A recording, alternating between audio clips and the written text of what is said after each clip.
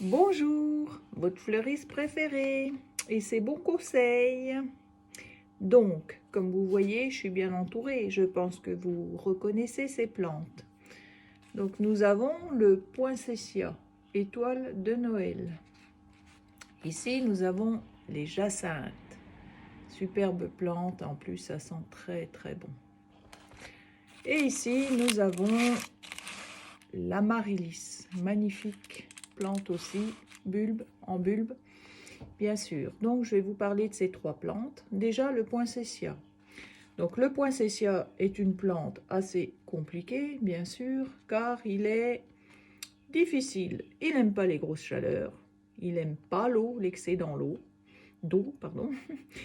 Et il n'aime pas les courants d'air. Donc, il faut le mettre dans un endroit où il ne fait pas trop chaud, qui ait beaucoup de lumière, car il adore la lumière. Et il faut l'arroser vraiment que quand la motte est sèche, et par en dessous. En plus, avec de l'eau tiède, si vous voulez garder les fleurs rouges.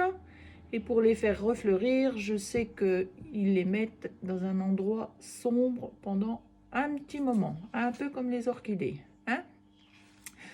Donc voilà, un moment sombre pour les faire revenir rouges si vous arrivez à les garder d'une année à l'autre, car c'est vrai que c'est compliqué. Voilà. Ensuite, les jacinthes et les amaryllis. Donc, je vais vous parler de ces plantes. Donc pareil, ça n'aime pas beaucoup l'eau, c'est des oignons, donc il ne faut pas les noyer, sinon l'oignon va pourrir. Donc, je vais vous expliquer comment les faire refleurir, parce qu'une fois que c'est fané, vous coupez à ras. L'amaryllis, les jacinthes. Ensuite, vous allez garder les oignons comme vous gardez les dahlias. Vous allez les mettre dans un endroit où il fait très sombre, pas d'eau, rien, vous en occupez pas. Ensuite, vous allez les ressortir en novembre ou début décembre, comme vous voulez. Donc, vous allez bien les mouiller, tremper la terre, mais alors comme il faut, hein.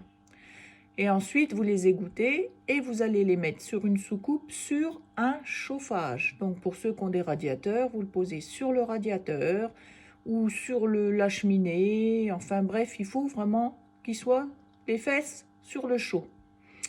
Et là, vous verrez apparaître les boutons.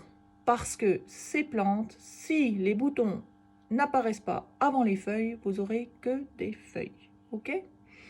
Donc, une fois que le bouton apparaît, hop, on l'enlève et on le remet à un endroit sur une table où vous voulez, mais vous l'enlevez du chauffage. Et ensuite, vous aurez de nouvelles plantes, de nouvelles fleurs et vous pourrez recommencer. Voilà. Si vous avez des questions, bien sûr, je suis là pour vous répondre. Si je peux, bien sûr. Je suis à votre service, votre fleuriste de Chalindrey.